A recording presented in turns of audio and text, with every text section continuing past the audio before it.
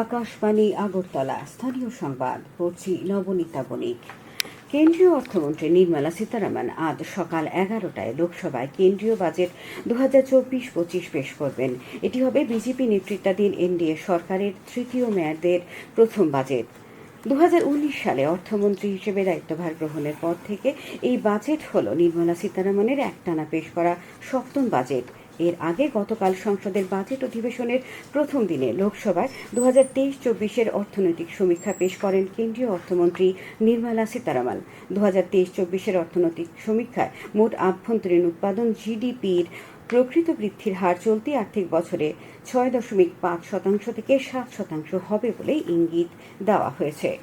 প্রধানমন্ত্রী নরেন্দ্র মোদী বলেছেন, এবারের বাজেট অমৃতকালের গুরুত্বপূর্ণ বাজেট হবে। এই বাজেট সরকারের আগামী 5 বছরের কার্যকালের দিশা নির্দেশ করবে এবং 2047-এর মধ্যে ভারতকে বিকশিত করার অভিযানের ভিত্তি তৈরি করবে। গতকাল বাজেট অধিবেশনের আগে সংসদের বাইরে সাংবাদিকদের সাথে কথা বলার সময় শ্রী মোদী বলেন, সরকার জনগণকে যে গ্যারান্টি দিয়েছে তা বাস্তবায়নের জন্য কাজ করছে। ত্রিস্তরীয় পঞ্চায়েত নির্বাচনে গতকাল মনোনয়নপত্র প্রত্যাহারের শেষ দিনে পশ্চিম ত্রিপুরা জেলা পরিষদের 2 প্রার্থী মনোনয়নপত্র প্রত্যাহার করেছেন বলে জানিয়েছেন রিটার্নিং অফিসার ডক্টর বিশাল কুমার। তিনি জানিয়েছেন, সিপিআইএম এর 2 মনোনীত প্রার্থী মনোনয়নপত্র প্রত্যাহার করে নিয়েছেন। তারা হলেন 14 নম্বর আসনের প্রার্থী পিন্টু দেবনাথ এবং অপরজন 16 নম্বর আসনের সিপিআইএম প্রার্থী পায়েল দাস। তারা ব্যক্তিগত কারণ দেখিয়ে মনোনয়নপত্র প্রত্যাহার করে নিয়েছেন। প্রধানমন্ত্রী বিশ্বকর্মা প্রকল্পের অধীনে এখনো পর্যন্ত 2,28 লক্ষেরও বেশি কারিগরের নাম নথিভুক্ত করা হয়েছে। এর মধ্যে 5,42,222 জন নারী সহ 13,94,000-এরও বেশি সুবিধাভোগী সফলভাবে নিবন্ধিত হয়েছেন। গতকাল লোকসভায় লিখিত উত্তরে দক্ষতা উন্নয়ন ও উদ্যোক্তা প্রতিমন্ত্রী জয়ন্ত চৌধুরী বলেছেন, সারা দেশে মোট 5,03,161 জন প্রার্থীকে প্রাথমিক প্রশিক্ষণ দেওয়া হয়েছে, যার মধ্যে 2,74,703 জন মহিলা। আজ জাতীয় সম্প্রচার দিবস। 1927 সালে ভারতের জাতীয় সম্প্রচার দিবসের সূচনা হয়। ওই দিন দেশের সম্প্রচার ক্ষেত্রের বিবর্তনকে স্মরণ করা হয়। এই দিনটি ভারতের উন্নয়ন, শিক্ষাগত প্রসার এবং সাংস্কৃতিক সংরক্ষণে সম্প্রচারের গুরুত্বপূর্ণ ভূমিকা তুলে ধরে। ভারতের সম্প্রচার যাত্রা শুরু হয়েছিল 1923 সালের জুন মাসে রেডিও ক্লাব অফ বম্বের প্রথম ট্রান্সমিশনের মাধ্যমে। ইন্ডিয়ান ব্রডকাস্টিং কোম্পানি আইবিসি 1927 সালের 23 জুলাই প্রতিষ্ঠিত হয়। এই দিনটি এখন জাতীয় সম্প্রচার দিবস হিসেবে পালিত হয়। 1936 সালে অল ইন্ডিয়া রেডিও গঠিত হয়। স্বাধীনতা পরবর্তী সময়ে এই পরিষেবা বিস্তৃত হয় এবং 1956 সালে আকাশবাণী নামটি গৃহীত হয়। বর্তমানে আকাশবাণীর 591টি কেন্দ্র রয়েছে, যা ভারতের জনসংখ্যার 98% কাছে পৌঁছেছে এবং 34টি ভাষা ও 146টি আঞ্চলিক ভাষায় অনুষ্ঠান সম্প্রচার করা হচ্ছে।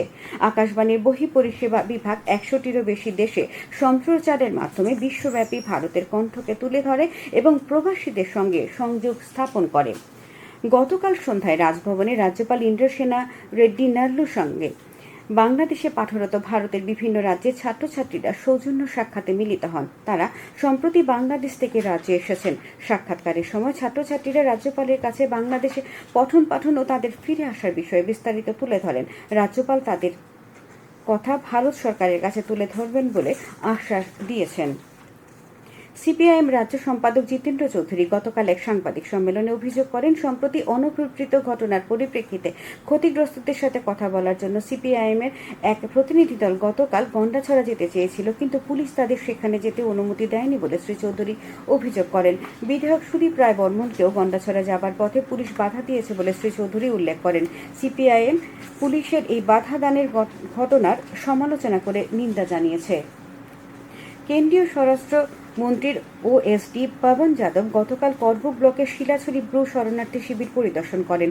পরিদর্শনকালে ওএসডি পবন যাদব ব্রু শরণার্থী শিবিরের আবাসিকদের জন্য নবনির্মিত বাসস্থান, পানীয় জলের ব্যবস্থা, রাস্তাঘাট, শৌচালয়, অঙ্গনওয়াড়ি কেন্দ্র, হেলথ সাব সেন্টার ও বিদ্যালয় ঘুরে দেখেন। কেন্দ্রীয় সরকারি কর্মচারীদের বেতন ও পেনশন সংশোধনের জন্য অষ্টম বেতন কমিশন গঠনের কোনো প্রস্তাব সরকারি বিবেচনায় নেই বলে কেন্দ্র জানিয়েছে।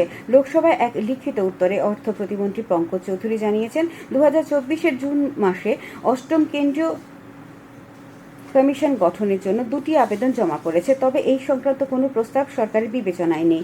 এদিকে কেন্দ্রীয় সরকারি কর্মচারীদের জন্য পুরানো পেনশন ব্যবস্থা আবারও ফিরিয়ে আনার প্রস্তাব এই মুহূর্তে বিবেচনাধীন নেই বলে জানিয়েছে সরকার।